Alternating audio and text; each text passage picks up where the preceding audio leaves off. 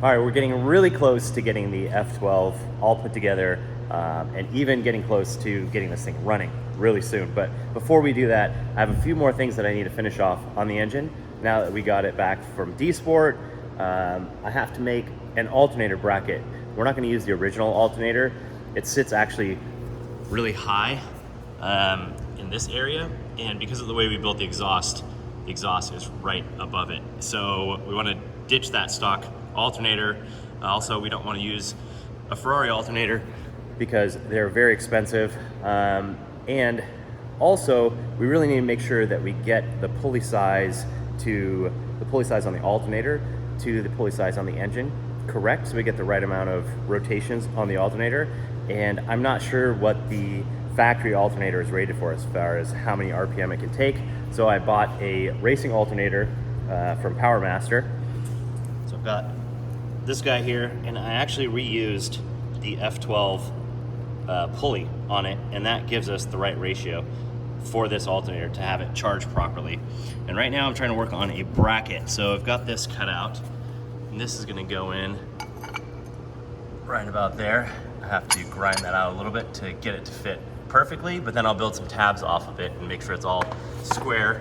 And also, I need to make sure that it lines up perfectly with those ribs on that belt, because if it's off or twisted, it's gonna throw belts. So we're always gonna have issues with it. And when you're going from basically from idle to 9,000 RPM, and you push the clutch back in, the revs drop back down, you grab the e-brake, and then you get it back up to 9,000 RPM, that's a lot of stress on that belt and the alternator. So we really need to make sure we get it dead straight, which is what I'm working on at the moment. Make sure that we get everything lined up perfectly, and also figure out how we can get a spot to put the tension on the belt properly to keep it there where it's not going to flex and deflect at all. Also, the other thing I needed to work on was the high pressure fuel pump parts that go on top of the cams. Basically, the cams drive the high pressure fuel pumps, and we don't need those anymore because we went to port injection. So I'm blocking these off. I machined it down and welded the tops, and I left some material there. I didn't machine it down all the way because inside here where the ribs are, it gets a little bit thin if I was to take off more material. So basically just took some off, gave us enough clearance for the intake manifold and everything, which actually it fit with the intake manifold with these as they were. But while I was at it, I figured I'd knock it down some and also take a bit of the side of it off just to give us a little more clearance. So this one's actually almost ready to go. This is the oil passage right here. And if we didn't block that off, then the oil pump would be pumping oil through there and just dumping it out through here because there's no high pressure fuel pump or the little lifter that basically runs off of a cam lobe and pushes up on that high pressure fuel pump. It's just basically a rod that sticks down that gets pumped, and that's how they get thousands of PSI of fuel pressure from a regular fuel pump. So regular fuel pump in the tank pumps it up to the high pressure pumps, and then it really cranks the pressure up from there for the direct fuel injection. So we've got these, well actually one of them done, and I drilled that out and tapped it, and then I've got some set screws that I am going to Loctite in place. And these set screws are bigger than the hole was quite a bit. It's also bigger than the hole that the oil is fed from the block. So just if there's this like any possibility of the Loctite loosening and that thing backing out, it will not go inside of the oil passage. It will basically back out if it ever backs out and hit the top of the head, and then it can't go any lower than that. So we've got all the bases covered there. All right, guys, back on the F12. We are gonna do a lot of stuff in the next couple days, including finishing off all the wiring. And right now we're just continuing assembly and also bolting on some new parts that we have not bolted onto the car before. Tim's actually working on putting in the Clutch Master's clutch delay valve. So that's something that, well, when you're trying to do a clutch kick in drifting, which is basically you keep the throttle down, revs go up, you pop, basically you push the clutch in, right? You hold the throttle down and you pop the clutch out. That shock spins the tires. So how do you do a burnout in a manual car? you push the clutch in, you throw it in gear, you rev it up, you drop the clutch. Same thing when you're at speed or you grab the e-brake, you push the clutch in, you grab the e-brake, you let the clutch back out, and tires start spinning again. Well, that creates a lot of shock load on everything in the drivetrain. So basically the clutch plates themselves to the input shaft all the way through the transmission, the drive shaft, the differential, the axles, all of that is being shocked very hard. So what that clutch delay valve does is just, it slows the fluid down just a little bit to where if you have the right valve in there, you won't even notice the difference. So it'll feel exactly like you don't have it. The tires will still light up the same, but you're just taking a little bit of shock off of the drivetrain. It's almost like having a maybe like a polyurethane coupler in your drive shaft coming out of the transmission, except this is before the clutch. So you also protect the transmission itself and the clutch discs, which on these Tilton clutches, they are very, very thin. There's 4 plates in there, all stacked together in this pretty short stack. So they do tend to crack, which is normal. Sometimes they start to crack and they just, they're just like that. But the material is super thin too. So it's not like you're gonna drive this car 50,000 miles on a set of those clutch discs and floater plates. You're gonna replace them more often. It's a race car, it's just a wear item. It's designed to hold up to a lot of power for a certain amount of time, and then you replace it. So just like anything else on a race car, everything has a certain amount of hours or time or abuse it can handle before it needs to get replaced. So that's a really cool thing that Clutch Masters makes. So we're gonna put that in here just to, like I said, just to help protect everything in the drivetrain, to help this thing last a little bit longer and prevent some unnecessary breakage. I've got all the O-rings on here now, so the plenum from the Mad Sweet intake manifold is all bolted up and ready to go on. The runners are all ready with all the injectors in place with those cool little tabs that keep the injectors from ever walking around, just in case. I'll put some new O-rings on here when we're ready to actually bolt this down to the car. Hey, what up? What's up? I'm back. You're back, baby. Your car is almost done, dude. Fuck, let's take it out right now. Give me like a week, all right? Come on. I'll use the padding. I mean, the seat is like so low on the floor on this car. It's basically like, yeah, just sitting on a blanket, so. Crazy. You guys are doing the wiring thing, hey? Yeah, check it out. So Where's Sparky? He's picking up some parts right now. He's out picking up some MoTeC stuff. I think he's going to be the new hot item on this channel. Everyone's just loving him. Yeah. Oh, he's a good guy. You read all the comments? Yeah. People love it. Yeah. Because the video you guys made is really good. It gives everybody that like really technical update that everybody wants to hear from you guys. Yeah, especially at this stage of the build where you can really see so much happening in a video or two. Like the way it looked last week to the way it's going to look next week, it's going to go from like a chassis to a full-blown completed race car, minus all the bodywork, because we'll shake it down. That's crazy before that. But wow. I'm already scheduling the tuner to come down, so I hope by the end of next week this thing will be running. MoTeC, right? MoTeC. Right. Yep. Damn. Yep. It's hard to believe because you sit here and you watch it and you're like, that looks like a long ways away for me. Yeah, I know. The good thing is that when we did have the engine just as a mock-up dummy engine with nothing in it, we got all the fabrication work done. So now it's literally just make sure all the parts are clean and assemble it. It's Lego. Yep. Lego. Click together the blocks. This is cool. I didn't notice this before. Where you guys did end up capping these? Yeah, so I just did that. I was actually after I got the engine back from the guys at D-Sport. Yeah. And I pulled those back off. Yeah. And I remember we capped talked them all about up. it when we were looking at it. When we were busy trying to hold this thing from rolling over again. Yep. But yeah, this thing's crazy. Wild. Yeah, so The real question is what will it sound like? I know, right? That's what I've been talking about. Like, I'm so excited, but also like nervous because, like I said, I've got this sound in my mind that I want it to sound like. There's no guarantees. And yeah, exactly. There's no guarantees. Exactly. You just never know. Like, we've never done this before. Nobody has ever done this before. So yeah, it's just wait and see. Is this the alternator? Yeah, so that's the new alternator that we got for it, and made some brackets and everything to bolt it up over there where we want it. So it's nice and tight to the engine. It clears the steering rack. It's away from all Saw the this. heat. I watched the video. You guys had these backwards at first, and you were like, "Oh no." Yeah, I was like, And then you were like, "Oh yes, good." all right, cool. It's okay. Cool. That's a Tim thing. Cool. Cool. Cool. We're good. Man, yeah, I'm excited to see this thing like move. I know, under right? its own power. Yeah. Not us pushing it. Yeah, exactly. Which has been a thing lately, which I don't have a problem with because you know, keeps me moving. You get your steps in around this bloody building. Yeah, Holy we do. crap, bro. Yeah. Just even this morning, I've been back here 3 times. Yeah. I'm like, it's a walk. Yeah. You gotta go through. Well, if you went through here, you go through 1, 2, 3, 4 buildings to get to the offices. Yep. Or not buildings. Sorry. Rooms. But the rooms are like 10,000 square feet each, so it feels like you're going through buildings. It feels right? like a building. It feels like a building. Well, this is really cool, man. It's exciting to see this all come together. Like, you know. Yeah, hoses are going on, like, you know, it's all the final assembly stuff, so Yeah. yeah, pretty cool. In other news, my Mercy's done, Yeah? and I'll show it to you later.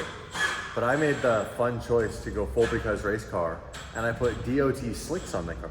Oh, So I'm running Hoosier R7 DOT Yeah. slick on the Mercy. I know those tires. I drove it from Yeah. El Monte Crazy down. sticky, but they're not going to last long.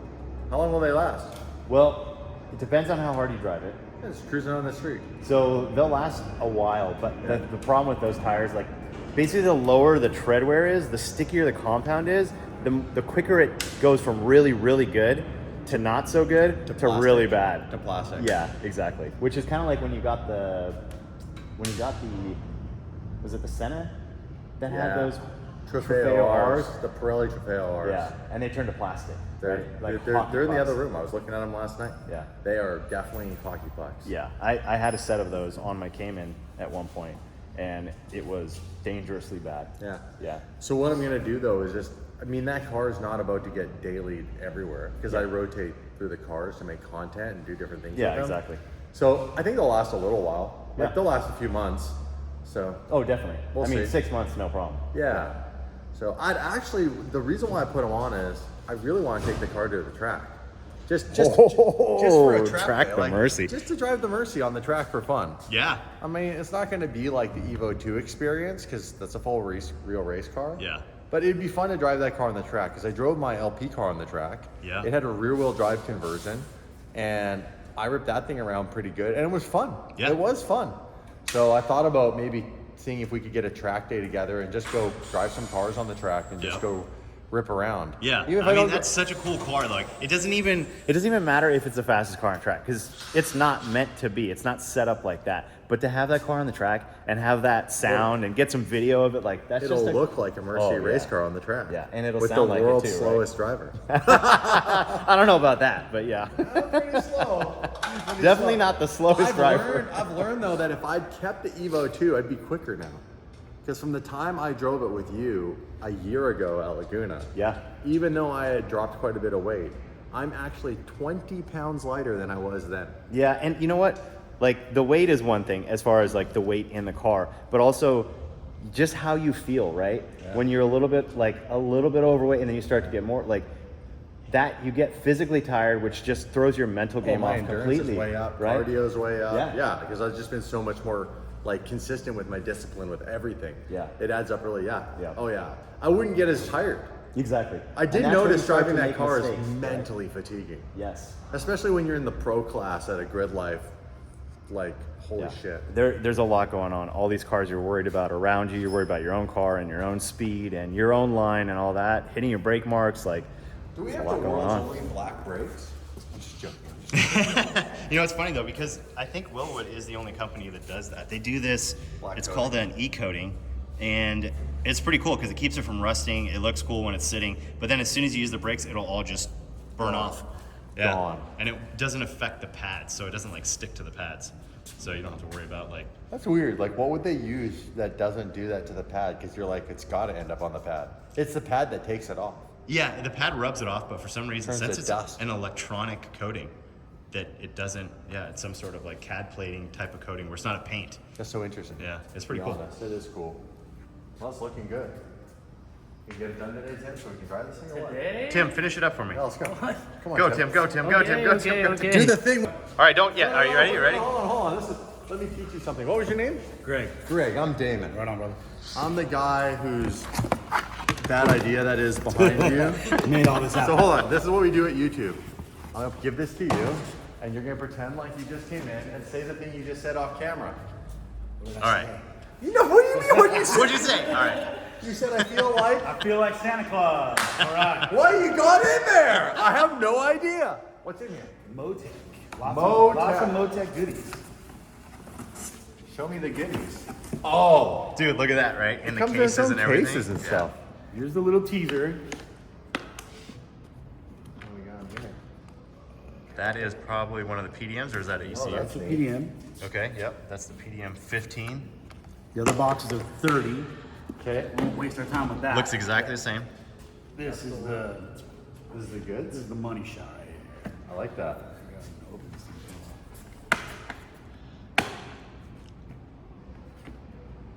Still dragging on that back one.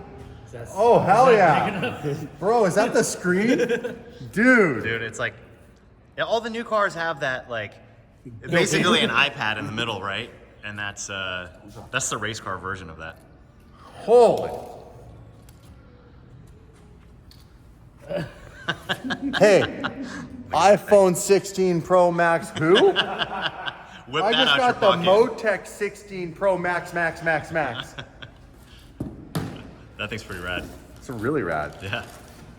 It's like I don't want to say it's heavier than I thought, but I think that's the only way I can describe it because my vocabulary. Substance to it. My vocabulary Yeah. from dropping out at the beginning of Don't grade say 8 is drop, low. bro, with that in your hand. He bought it, you know. It feels like quality. Like it feels really quality built. Made in Australia. That's really cool. And then you get to do the whole like what they do with the iPhone where you can peel this off eventually. Yep. So, Feel that. yeah. Like it's solid. Yeah, it's a nice, it's very Kim, nice piece. Kim, I'm gonna hold this with you because I've seen what you do to our cars sometimes. Solid, right? Yes. This is cool. This is really cool. So then you got the bag of, oh yeah, so we've got the keypad over there. Switch panel. That's And then You you've probably have a got bunch the- of stickers. Yeah, here's the label sheet. Dude, Oh, this one. What's that? dude. Which one? Whichever ones we don't use, I'm putting them on my computer. Passenger eject. The only one I want on there is this. I There you never go. want to Lambda. be this. I want to be P1. Always P1. I never want to be P2. We'll put P2 on Dave's car somewhere. Put it by This his, is really his cool. flag on top of his car. This is wild. So neat. Yeah, so you got the Lambda sensors in there, a bunch of other sensors. Gate solenoid. Cool. Yep. So that's the wastegate control solenoid. So that'll control how much boost we make. We've got a couple very nice MoTeC Oil pressure, fuel pressure. sensors. Yep. Oh, there's more. Temp sensors. Oil temp, coolant temp. Not sure what else we use. Trans. Oh, diff temp. Yeah. Oh yeah. Or maybe trans. temp. Yeah. One of those three. Yep.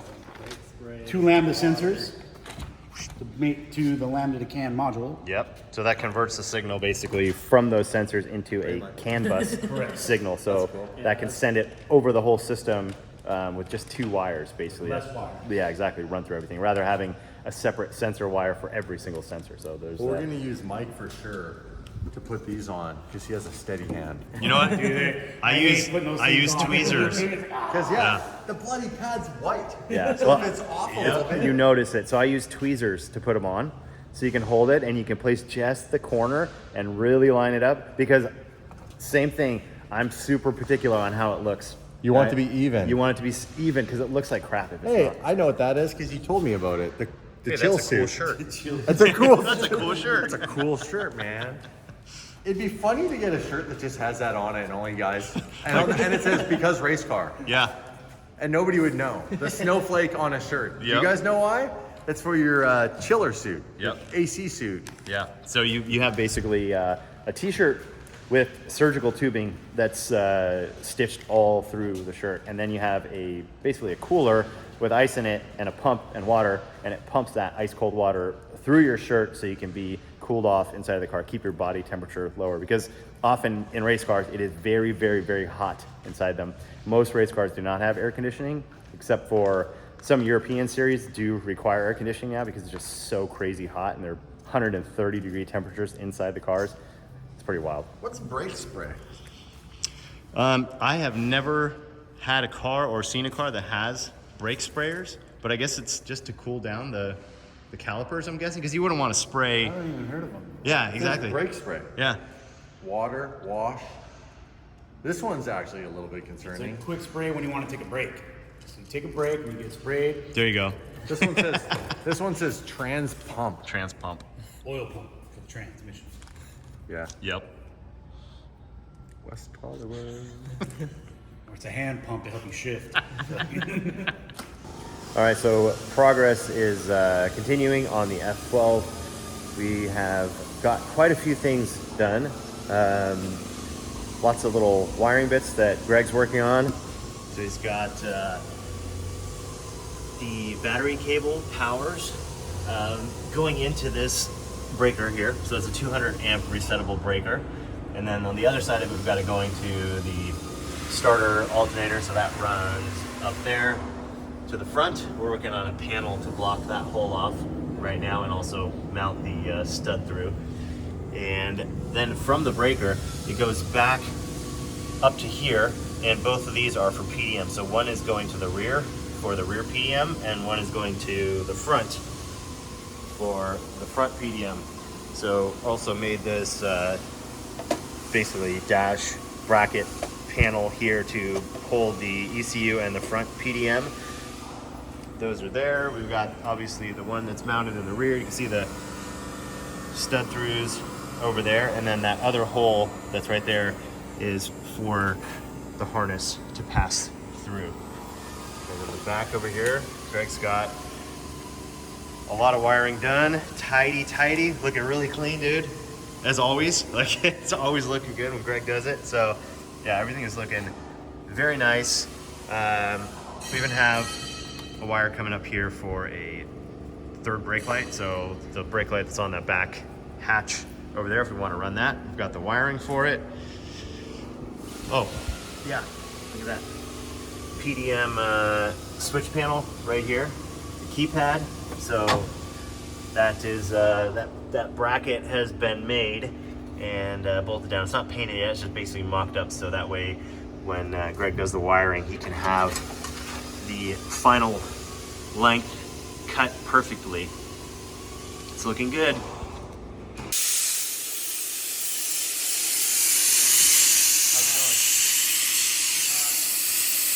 Toasty panel. So Tim's sanding down the block off place right now, and sanding obviously creates a lot of friction. Those parts get hot. They're not very thick aluminum. It's pretty loud in here. I'm gonna step over here. Yeah, the plasma table's been a huge help. The whole build process, and yeah, just having that thing to be able to come over to my laptop, sit down, and design a part in a few minutes, like this block off panel. You can also see, let's see if I can go backwards here. But here's the panel, and here is what I designed it off of. So I took a picture of the chassis where I needed to make the block offs, put a ruler up to it so I know exactly the size of it, set the template, and then drew the part up based off of this picture. So super easy, and get rid of the picture after and you have a part. I mean, trying to make a template and then copy that template onto a piece of metal and then cut it out and hole saw and get all of the holes drilled perfectly in the exact right spot takes a lot of time. The plasma just saves a ton of time, and obviously you can still use this program and actually print the piece out, put it over onto a piece of metal and use the center punch and mark it all out and scribe it, and you could do the same thing if you didn't have a plasma table, or you could do that design and then you could send those designs off to one of those companies that will cut it out for you. So you just say, this is the thickness, this is the material that I want, and in a few days you'll have a part. So technology is pretty amazing. Well, I just finished with Tim's help bleeding the clutch. So we were using the power bleeder here, which is a very handy tool to get it started basically put fluid in, put the cap on it, and you can pressurize the tank to 7 to 10 psi, so it actually pushes the fluid through the system and really helps, especially on a car that is brand new where all the lines are dry. The release bearing is dry, and we have the Clutch Master's delay valve, so everything has air and no fluid in it to get all of that air out, and completely fill it with fluid with no bubbles is tough without a power bleeder. You can sit there and press on the pedal all day long, and you just kind of foam up the fluid. You try to gravity feed it, it takes a while, so a pressure bleeder is key for that. And we have brakes, clutch, they're all operational now. E-brake is working, and currently Tim is installing those panels. Yeah, it's kind of hard to see. Yeah, but- it's not in the easiest location, and the yeah. bolts are really small, so it's like trying to get the threads to catch right away is not very easy. It's a challenge. They're literally it's a 440, so it's a standard bolt, super small. It's about 1/8 of an inch in size. Little tiny Allen head and then little tiny nuts that go with it. Pretty tedious, but with those connectors, that's how you put them in. You could possibly throw some rivets in there, which would not be ideal because if you need to disassemble it, you're drilling rivets out and all this stuff. So we're doing it correctly with the nylocks and all that. It just takes a little longer for assembly, but it is what it is. And in the front, Greg's been working on that, which looks like a complete mess at the moment, but don't worry, this dude, he knows what's up. He is going to make all of this look like this really soon. The back is a good example. The back's kind of done. Yeah, the back's almost done. So yeah, all the power cables are in there. We have, this is our e-brake pressure sensor right here. So that's ready to go. He's just gonna heat shrink that stuff on there. We've got the stuff that's gonna go up to the button keypad right there. We're getting pretty close to finishing this thing up. Once Greg's done with the engine harness, then we can start assembling all the stuff in the engine compartment, because I didn't want to put all that stuff that's in the way. It just makes it a lot easier when you're able to walk all the way in and work on the engine like this, where you're not obstructed by the intercooler and oil cooler and the fans and everything else that's mounted up there. So that's obviously going to go together really quickly. Everything is done, and that whole intercooler oil cooler assembly bolts on the car with 6 bolts. So really quick, really easy. What else do we have going on? I think pretty much everything is done in the rear now, and routed, nice and tidy. So yeah, the fan wiring, made that little bracket there to hold that. All of these are done. We've got the fuel level sender wire here. That's done. The PDM, the correct PDM, not the one out of my car, is actually mounted. We got the bracket painted. The power wire is run back there. Super, super tidy. And yeah, I think there's just a small list of stuff left on my checklist to finish off on the car until we put the front end together. So I will get that list and get started on that stuff. Like I said, not much left. Tim, are you ready to hear this thing fire up? Oh, I can't wait. Yeah, we gotta wait a week, but still, it's only a week left. Something else that's pretty funny. So I ordered a belt to go here, a 4-rib belt that was whatever length. I think it was like 650 or 655 millimeters in length. So searching for it, I found one. I found it on Amazon, and I must not have read the description exactly. It showed up in this little tiny box. And I'm like, what is that? Did I just, did they send me something from, for our RC car? Look at this thing. It's like comical how small this belt is. It's actually the right length, and it is actually 4 ribs. It's just like the micro version of it. I've never seen a belt like this before, but obviously there's some application, and it is not what we need. So I'll have to find the correct belt that's actually the right width. Yes, it has 4 ribs, but it needs to be the right width. So I'm gonna jump back on my laptop and see if I can't find the proper belt. Well, I'm currently working on something for the F12 that takes a lot of patience and a very steady hand, and also a lot of thought that has to go into this. And it's something that everyone is gonna see, especially the driver, and that is the keypad. Placing the labels on the keypad. Obviously, we've got a lot of options here, and figuring out what buttons to put where is, it's gotta be perfect. Like, you don't want these things in a weird spot that just doesn't seem like it's thought out well in the future. And I actually use a pair of tweezers to pull the stickers up and place them. They do not come off. They do not move. Once you stick that corner down, they are stuck. I don't know what kind of adhesive they use. I've tried to peel a label off before and replace it on another car. It does not work, and it leaves behind this adhesive on the keypad that is really, really tough to get off. But yeah, something that has to get done. So I'm gonna sit here for a little while and think about all the placement. Obviously, I've got the ignition and start there, turn the power on, start the car. Now what should come next? Should we have anti-lag that's next, or should we have a driver's fan? Should we have windshield wipers? I kind of like anti-lag, because I'm thinking that when Damon's driving this car, he's gonna turn it on, he's gonna start it, he's gonna let it warm up, because I'm going to tell him, do not drive this car when it's cold, and do not hit that anti-lag button when the car is cold. But when it is warmed up, the next button that he's probably gonna wanna hit, the anti-lag button. All right, Tim, finish this up. Put it in. Put it in. So look at that. I got all those labels nice and straight on there. My hands are dirty.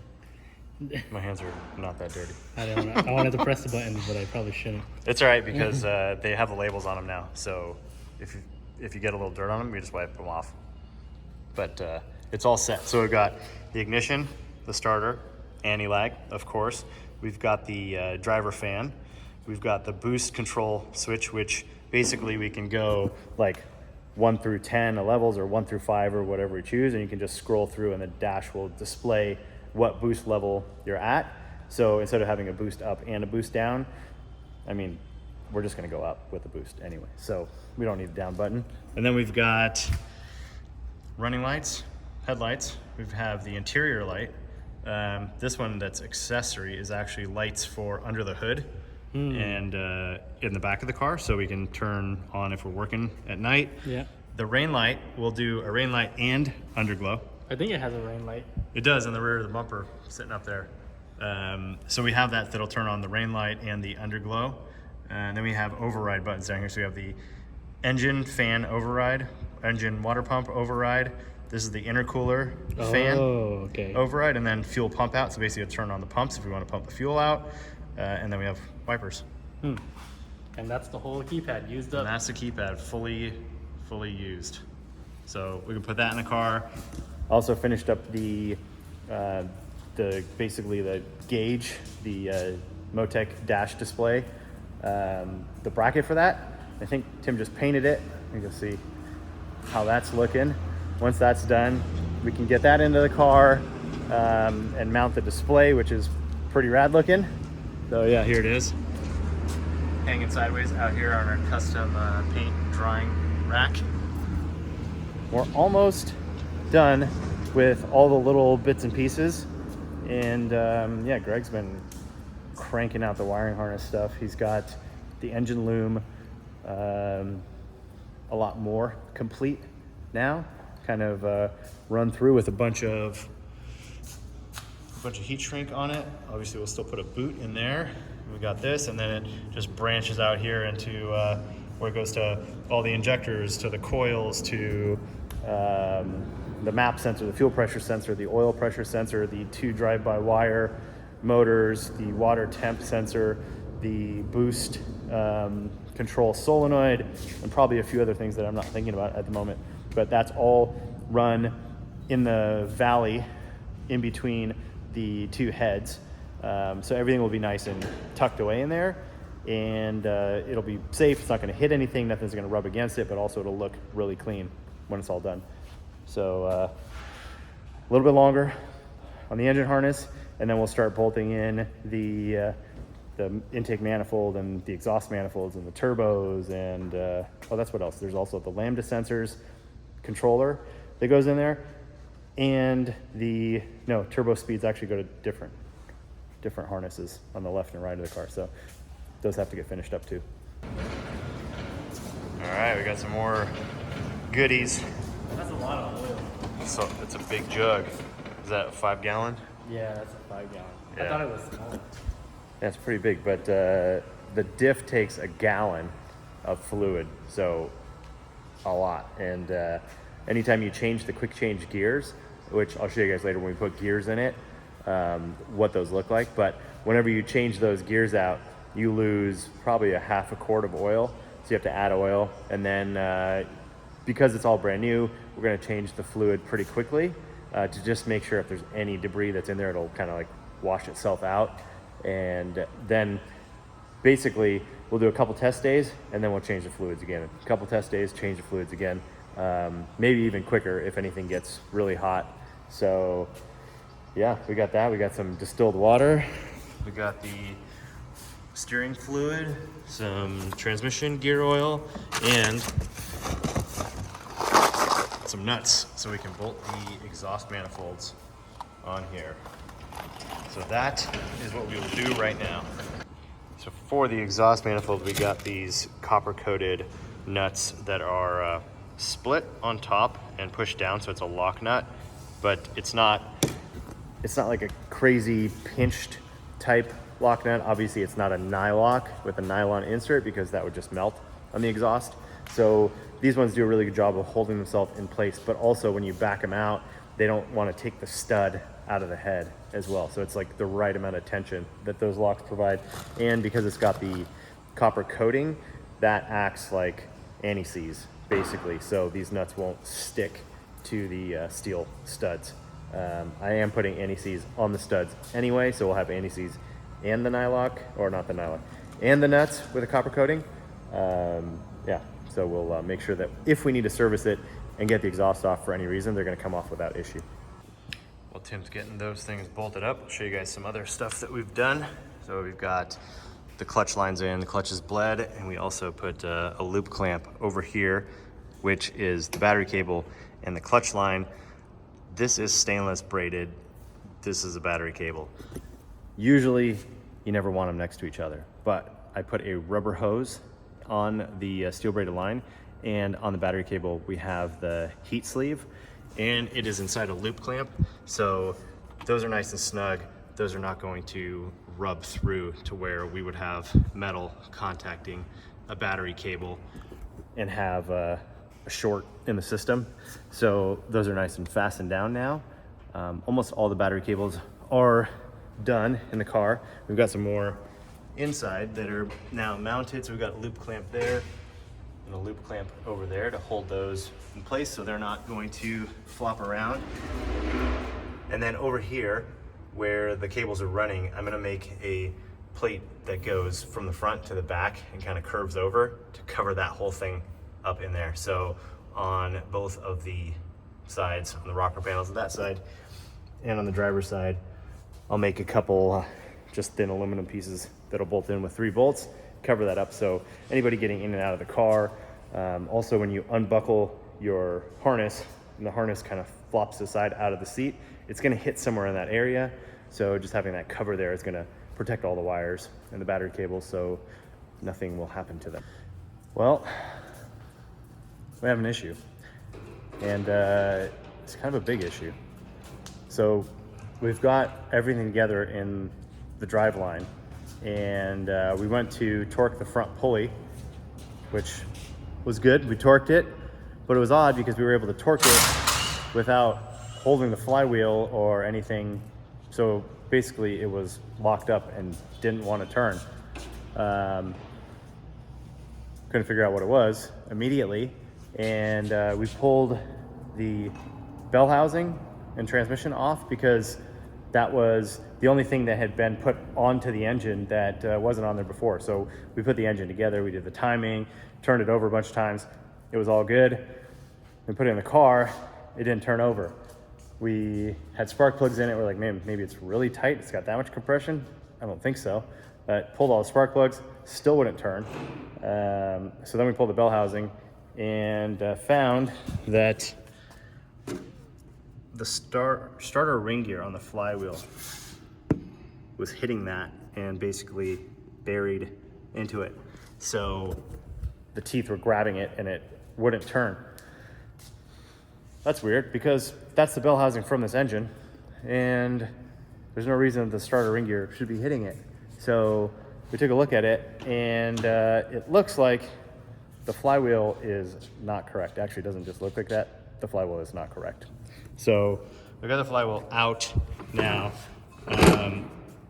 I think what happened was when they measured the stock flywheel, they measured off the base to where the ring gear sits, and the ring gear should be sitting on the other side of this. So basically, the ring gear is off by its full width and should be back here and not up here.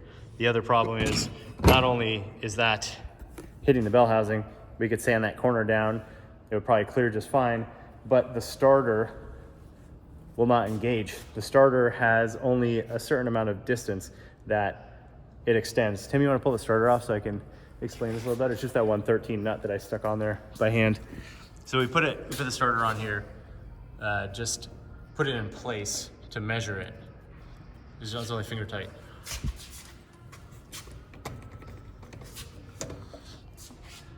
There you go. Yeah. It's twisting now, so you're probably putting a little bit of load on it. So we stuck the starter in place to check where the starter tooth, the gear sits, static, and how much it extends out. And here it is. So there's a starter gear that engages with a ring gear, but the way it's sitting right now, it's basically sitting like that. So even if the starter engages all the way forward, it still won't make contact with the ring gear. Or if it does make contact, it's going to be like 1 or 2 millimeters, maybe, just catching the end of the gear, which eventually, pretty quickly, it'll just wear out the ring gear and wear out the starter, and the car won't start. So I got to take this flywheel back over to guys that made it and see if they can machine this down, because it looks like we have a possibility of machining this step off and moving the ring gear back into the position that it should be, and then they can re-weld it onto the flywheel, or they could just make another one for us. But we're trying to get this car running next week, so that's the goal. Maybe for now we get them to do that, basically take that ring gear off, machine it, slide it back, and weld it in place, and then make us a correct one so we can still get the car started next week. But we'll see. Maybe now that they have the design done, maybe they can make a flywheel in a day. I'm not sure yet. I put in a call and left them a message, so waiting to hear back from them. But yeah, well, the good thing is that we found the problem now, and not when the tuner was here getting ready to start the car up for the first time, because that'd have been terrible. The tuner's not cheap, and having him hang out and troubleshoot problems like this would not have been worthwhile. So we found the problem, we found a solution, now we just have to get it done. All right, well, I think we found a solution to fix the flywheel. So I brought it over to the shop that made it, and yeah, they're gonna be able to basically machine the step off and move the ring gear down into the correct position. So we should have that back hopefully tomorrow, which is good. That will get us the flywheel back in time to get it reassembled for when the tuner comes by the day after, to get this thing started up, hopefully. Got some more parts in the mail today. That's some pretty cool parts that I designed a while back for the axle. So basically it's an adapter to make the quick change differential and the original Ferrari axle bolt up together. Now I may change it in the future. We may go for race axles, but the reason that I didn't do that yet was because the stub axle, which is the part that goes into the hub, when you make a race axle, most likely they're going to reuse that portion, or it's going to be really, really expensive because they're going to have to machine a whole new part. It's not something that's going to be off the shelf because it's not a standard, like it's not a BMW, it's not a Chevy, it's not one of those common ones that they would make the spline already. So some feathers on there. It's interesting. But this section here would be reused. So if this section is the part that's going to break, then there's no point in spending thousands of dollars to make race axles, knowing that this is already the weak point and not the axle shaft or the internal CV parts that would be replaced. So that's why for now we just made adapters, so we can understand where the axle, if it's going to fail, where it's failing, and then we can figure out what we need to do to make that work. So this is the part that I designed and had it 3D printed so I could just verify that everything fit perfectly. And then we sent the drawings off to Gabriel, who made at his company, which is it's an aerospace manufacturing company. It's Aero Technology Manufacturing. They're in Florida. So I just sent him this drawing and he made some. I haven't opened the box yet, so just got it in. I'm gonna pop this thing open and check these parts out. All right, so a nice custom little note here. And he said also, he's glad to finally have a Porsche on the channel. So he left a gift in there for me as keychain. Let's see what that is. So we've got the axle adapters here.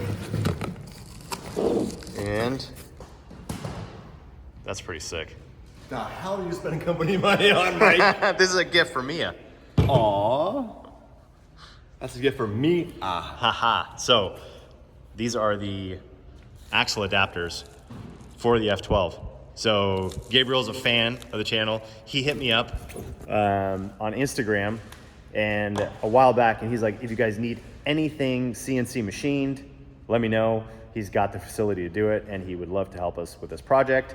And it just worked out. I needed these things machined. I was getting quotes from other people, and there was just like crazy timelines of months. So yeah, Gabriel made it happen. I'm gonna pop these things open and check them out. They're pretty solid. It's a nice chunk of axles in that bad boy. These won't break, but the axles probably will. Won't yeah. they? So I was just explaining to the audience why we're doing this, and it's because I don't know where the axle is going to fail yet. If the axle is going to fail, so we'll figure that out. Yeah, 1,500 wheel horsepower should be fine. Something's going to fail. But not that the hard way. At a 599, you can't even touch it with a brick and an axle. yeah, exactly. Pussy-ass car. But I wanted to figure out if it's the stub axle, the part that's on the end that would have to get reused, that's going to break. Because if that's going to break, then there's no point in building a race axle for the rest of it. We just have to have somebody custom machine that part. We know somebody. We know somebody now. But yeah, building that end with the splines takes it's a little more complicated. If I had known Gabriel? Yeah. Gabriel, if I had known he could do this, I would have saved buying parts for my 599, the same things, off the diff from Ferrari for like $5,000, and it took 2 months. Yeah. Ferrari moves slow. Dude, Ferrari does Here's not the care. thing, I'm gonna say this right now. Ferrari is over. Lamborghini is the new Ferrari. Yep. The next generation will be, it'll be Lamborghini. Ferrari changed their cars, their new F80 is a V6. Yeah. I'm sure it's fast. Nobody cares. Yeah. Nobody's like, oh, it's the fastest. It's like, I like the LaFerrari, and I never once think about how fast it is. It's gorgeous and it sounds good. Yeah. And it's raw, it's authentic. The Enzo, same thing. It was Yeah. not fast. Yeah. But it looks crazy, pointy nose. Then they have their new car, it's like, oh shit. Then Lamborghini has the Revolto, Yep. which is 1,000 horsepower. Yeah. It is a V12 It's a still. V12. And they add some hybrids, cool. Yeah. Add some stuff to make it better. Yeah. I think Ford just recently, the CEO is like, we're not gonna add electric just to do it. Or it's GM. We're not gonna do it just to do it. We're gonna do it if it makes the car better. Yes. I was like, whoa. Yeah, yeah. So right now, all these electric manufacturers, sales are down like 60%. You can't give away the e-tron. Mm-hmm. Tesla's have dropped by half. So Yeah. I think you're gonna see maybe hybrid be the next thing, or if someone can figure out a synthetic fuel. Yeah. That's Well, sustainable. Porsche is working on that. Porsche has designed it. Now they just have to make it affordable. So yeah, there's a lot of things in the works which are really cool. Like Toyota is one of the companies that also is going like, nah, we're not really into the full electric thing. Let's find a better option. I think they're kind of seeing the light that, well, we can build all these electric cars, but if there isn't the infrastructure for people to actually be able to use all the electricity they want to use, and then battery manufacturing, all these other like complications that come with that, maybe they should figure out something else. Maybe there's a better way. Just because everyone was like, electric is Well, the like, government got behind it. So Oh, yeah. if you're an auto manufacturer and the government's offering rebates to consumers that benefits you, you're going to go after electric. Yep. So it's politics. Yep. It gets Oh, very political. definitely. But then they found out, the kids in Africa and the Congo getting the board out of the ground with their toes and feet, how horrible it is. Yeah. And it's like, oh, right? Yeah. So Yeah. the whole world's political right now, especially right now. Yep. We're not going to go there. all right, well, just check the measurements and it looks good. It looks identical, except that, well, this one's plastic and this one is chromoly. So that is a nicely machined piece that's gonna allow us to get this car moving very soon. Well, I'm remaking the transmission mount. This one I had to modify to get the water lines to clear it. So I wanted to make a new one, and also we put the trans temp sensor in, and it actually sits in the back of the transmission, and the old mount was basically covering that up. So I could have either cut a section out of it to try to make it fit, but that wouldn't be very clean, and it wouldn't be the way that I want it. So instead of doing that, I basically just remade the mount, cut the bottom piece out because that was the same as a file that we had already designed. So it was as easy as just cutting it on the plasma. And then for the other pieces, I just redesigned them with some dips down. So instead of having this plate that goes all the way across, it's gonna be like that now. These were 1/8 inch, and since this has less material, I made it out of 3/16. So it'll be a very strong transmission mount still, but it'll give us a lot more clearance. And now that we have the cutouts for this, it's gonna clear the sensor and the water lines. So got that going in there. And yeah, access to the plug, access to this drain if you wanna use it. They do have a drain on the bottom, which makes it really nice and easy. The older versions of the Samsonite didn't have that drain in it for some reason. They just had the back one, which is messy because the oil just comes through here and then gets all over this place in between here. And it was kind of a pain to get it all cleaned up every time you change a gear oil, which on a race car is pretty often. Like every time you go out with the car, you change the fluids, diff and trans. Engine oil depends on how many hours you're actually putting on it, but oil is just cheap insurance on something that is so expensive. $20,000 transmission, $100 and some $1,000 engine.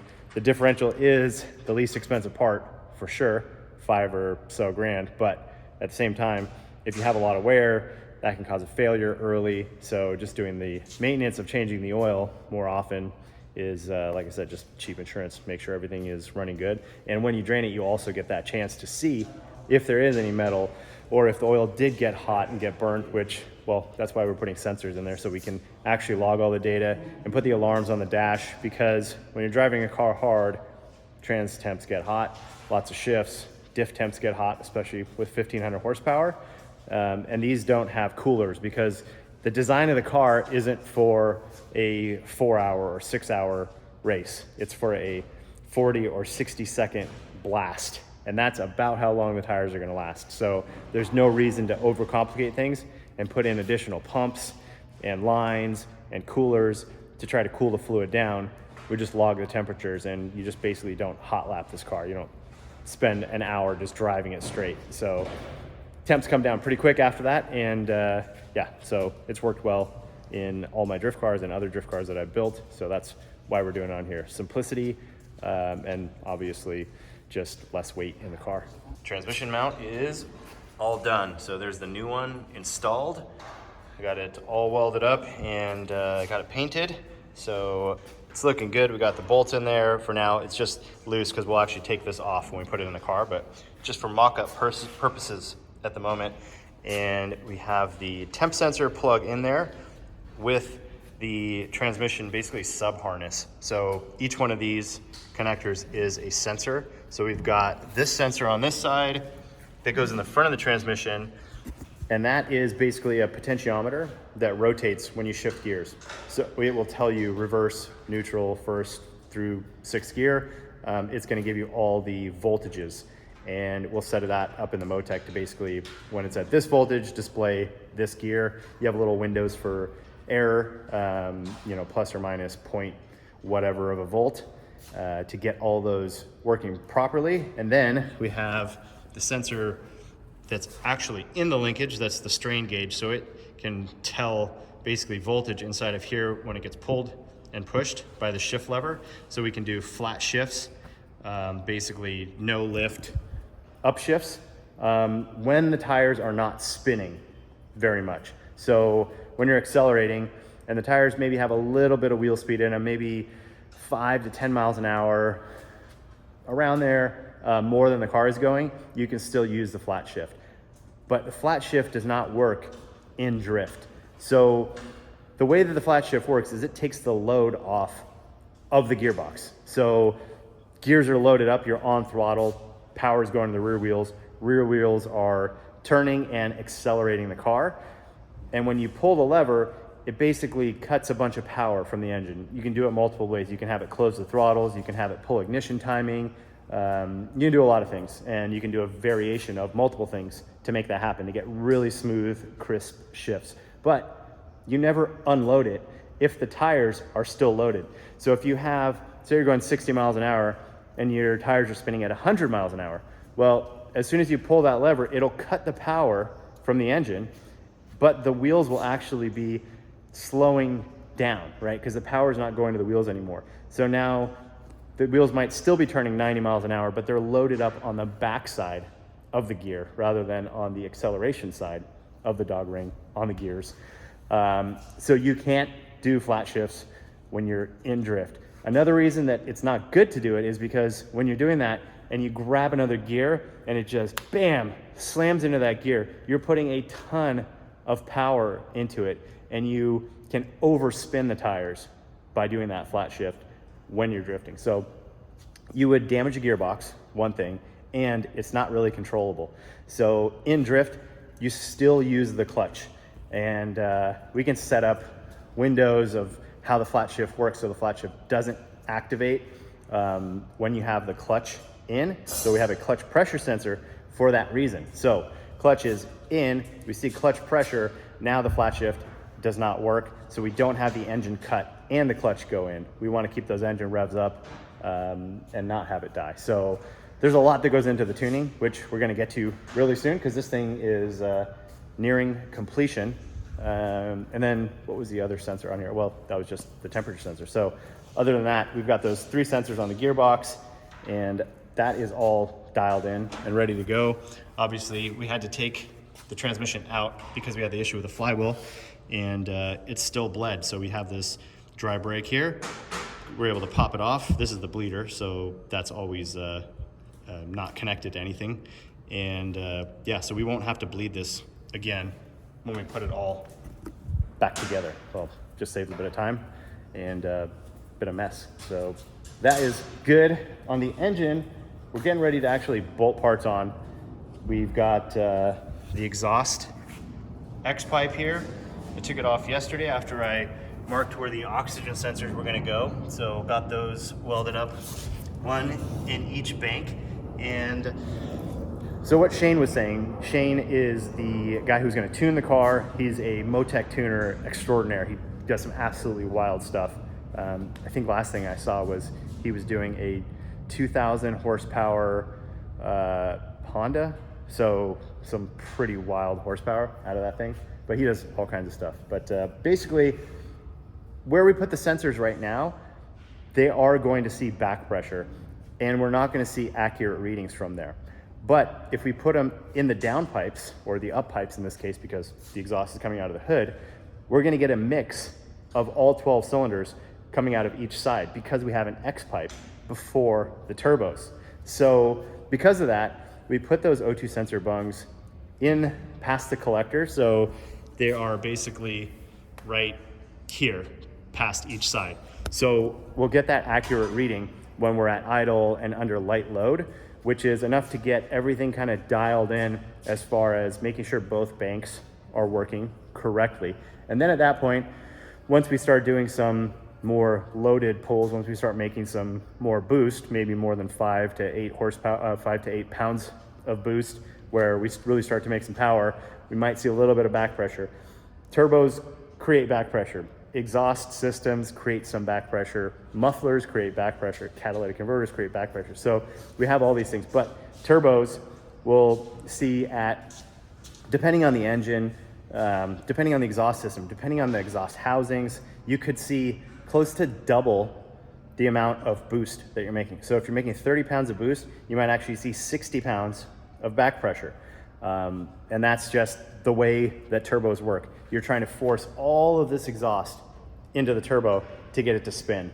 And if you have almost no back pressure on a turbo, you're gonna have to rev it up really high before the turbo even starts to work. So it's just kind of something that comes with having turbos. You just are gonna have some back pressure. We're gonna try to minimize that.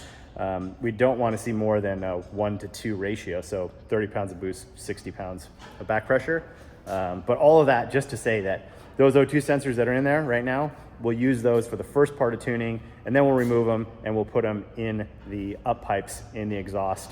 So they're not seeing back pressure, but we'll still have a good lambda oxygen sensor reading out of these things. So that's the plan. I'm gonna bolt this X pipe up here now, and then put the turbos on here, bolt all that stuff down, start doing the turbo water lines, the turbo oil lines, the drain lines, and just kind of like work my way to the front of the car. I still wanna leave the intercooler off so Greg can get in there and finish the last bit of the engine harness wiring, which we're really close to being done with. But yeah, I'm gonna put the camera down now and bolt this exhaust on. You know, actually, before I put the X pipe on here, I'm going to check the wastegate springs inside there, because I think right now they're at 14 pounds, and that's just the wastegate will actuate at 14 pounds of boost, which is fairly high considering before the car was making about 1,000 horsepower to the wheels at, I think it was about 8 pounds of boost. So 14 pounds of boost now with a proper tune and everything could be 1,300, maybe more. So we want to be able to have a range from somewhere around 1,000 to 1,500 horsepower that is controllable by the ECU. If we get too low of boost or wastegate spring, then we might not be able to hold the wastegates closed and might not be able to reach our target boost. But I think what we're going to put in there is these springs that should make it about 7 to 8 PSI just on the wastegate spring. And then how wastegates work, you can actually add pressure to the top of it to help hold it closed. So the spring is on top, pushing it down. And you can actually use boost pressure on the bottom that opens it at the suggested PSI range of that spring, but you can use the opposite on top and actually push air onto the top and keep it from opening. So if you get too small of a wastegate spring, like I was talking about back pressure before, even though you're putting boost on top of it, you have the boost going to the bottom all the time, unless you have like a 4-port regulator, which is more complicated to set up. We'll talk about that when we're tuning it. But you have that and the exhaust back pressure, and that valve in there just basically looks like a valve that would be inside of a head would open. And when it opens, then you start to lose turbo speed because you start to lose the exhaust. It's just blowing out of the wastegate. So I'm gonna pull these gates off of the X pipe first and take them over either to the press or to the vise to hold them closed, and open the locking collar and show you guys what's inside. Wastegate's in the vise, and I got this locking collar loose. So now I'm gonna take it out of the vise without taking it all the way off. So it'll still hold the spring in there. And then I'll put it down on the table and be able to spin that locking nut off of there. So it's a very, very simple assembly. It's literally just billet aluminum cap, locking collar, spring, and then the base. So you can see the valve here. So this is where the exhaust pressure would be. This is the release side. So this would basically just open like that and let the exhaust out. And that's how it bleeds off the exhaust pressure. It doesn't go through the turbo. It's just got another billet piece up here and then a silicone, reinforced silicone diaphragm in there. So that's all that's happening. Very, very simple. we'll take this spring out that was like a 14-pound spring and just put this spring in, which is a 7-pound spring. So that'll go in there. You could even run combination of springs to get adds pressure basically. Adds pressure, yeah, exactly. So they have like small inner springs. This is the medium spring, and then the outer springs. And depending on what combination of springs you use, you can adjust the wastegate base pressure. So that's it. We got, yeah, this will go together now. Back down, lock it in place, spin the collar back on, and then I'll just put it in the vise and lock it in. We're good to go. Wastegates are in, X-pipe is in and all bolted down. Clamps are tight. Turbos are in. The wiring harness is just out of the way right now, but as you can see, all of it's been finished up. So all the connectors are on there, super simple. And then all of these wires will go into the valley and get plugged into the injectors. And right there is the oil pressure sensor. There's also a fuel pressure sensor down there. These are going to get some clamps and get put onto the side here to hold them in place. The fuel pressure regulator, all that's dialed in and tightened up now. And basically now I'm putting the front stuff on, and the next thing that I was putting on was the turbo speed sensor. So these sensors go into the housings into here, and they read basically as the blade passes by the hole there. You can kind of see that a little bit as it spins. So the turbo speed sensors are pretty important on a car you're going to run hard. When the turbos spin a certain speed, they are ideal, and they have a maximum RPM that they can spin, plus or minus 5,000 RPM. So these turbos are like over 100,000 RPM of speed. I don't remember the exact number on these ones. I'll have to look them up if they're 115,000 or 120 or 25,000. But whatever it is, we need to log that data and make sure we're not exceeding the turbo speed and damaging the turbo. But when I was putting the sensors in, I found an issue. The sensors are touching the blades inside of the turbos. So we have these little sensors. They seal with an O-ring here, and they just slide in the housing. But we've got the sensor goes in, and I noticed when I was putting it in that I saw the blade move a little bit, but it actually, if I hold that in all the way, it stops. So this sensor tip, this little plastic tip in there, is just touching the blades. So that is either the sensor was made incorrectly, or the housings got machined just a little bit too much. But I don't have time right now to call up Borg Warner. I know there's not going to be any issue with them. They will send me new housings right away. And I've used these turbos a lot before, and I've never had an issue. So I don't know what happened. It is literally like 1/10 of a millimeter touching. So super small amount, maybe even less than that. I haven't measured it yet, but I'm trying to find a solution right now because I want to start this car very, very soon. And actually that might happen tomorrow. So what can I do right now? If I put too much gap, then it won't read the turbo speed, which right now isn't the end of the world because we're just going to start it. We're not going to be doing full power runs on the dyno. So I could just take a piece of aluminum, I could draw it up in SolidWorks and cut it out, but I don't know how soon I'll be able to get the housings from Borg Warner.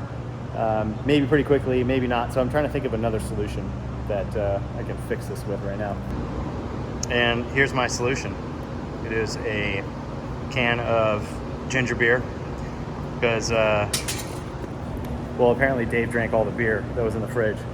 So I don't have any beer left to use a beer can. So I'm gonna use this ginger beer can. And I made a quick little shim out of a piece of the ginger beer can. And I actually have this hole punch set here that I've never used before. So I bought this tool years and years ago and never used it, but I was like, one day I'm gonna need that tool. And today's the day that I needed that tool to punch a hole in this for the bolt hole. So it's not easy to make a hole in aluminum this thin, but that worked perfectly. Unfortunately, it didn't have a punch big enough for the sensor side, so I just cut a notch in there. So now I've got the sensor with a little spacer, and I'm gonna see if it needs one of these or two of these. So I'm gonna bolt this up right now. All right, so it's 2 spacers, and now it's good to go. Problem solved. Also, the flywheel is finished up. So they machined that step off of there, and it is ready to go. So I'm gonna pick that up tomorrow morning. Now I'm just gonna work on a few other things, get some lines tidied up, and basically just prepare whatever I need to get ready for the tuner, who will be here tomorrow morning. That's not gonna be in this video, that's gonna be on a main channel video. So obviously you guys are gonna see that very soon, or maybe even, who knows, before this stories video. I don't know yet. I don't post the videos. I just make them on the F12. So I'm gonna get some more stuff done. I'll show you guys what I'm doing, and then this is gonna start up like soon, really soon. Man, I cannot wait. All right, guys. Well, that is it for today, and that means that tomorrow the tuner will be here, and we are going to attempt to start this thing up. There's a big process that comes before the startup. Basically, the tuner has to plug in and program every single one of the electronic control units in here, which is the ECU, the front PDM, which is power distribution module, the rear PDM, sends all the power to the rear stuff, and the dash. So all of those things need to be programmed, as well as telling it what size injectors, what the sensors are, every single one of the sensors, setting all of those parameters. And then we go through a test process, checking to make sure everything is correct in the wiring. So we'll do tests through that system. I'm not gonna get too much into detail with all of those things right now, because obviously that'll be in the main channel video. But man, this thing is so close, and it is looking really good right now. So look at that. We've got all the wiring in place. It looks a mess right now because all of the injector wires are off to the sides. Those are gonna have to be checked to make sure that each one of those, like number 1 is actually number 1, number 2 is 2. So everything gets checked one at a time to confirm that we won't have any issues when we do hit the button to start this thing up. The interior's looking really clean. We've got everything organized nicely, buttoned up. Dash is in there. I have to make some brackets to hold the, basically these are the parts where you plug in to get to the ECU and PDMs. So I'll make a bracket for that tomorrow. But man, back of the car, suspension, dry sump system, rear suspension, everything in the rear, that's all buttoned up and ready, except for I made a couple of brackets for the fire system. I just painted those, so those are drying. So we'll bolt those in with the nozzles. Got a lot. It's a big day tomorrow, so I hope you guys enjoy this episode. There's a lot going on, obviously, and well, the next one, hopefully, she will be running, and man, I cannot wait to hear how it sounds.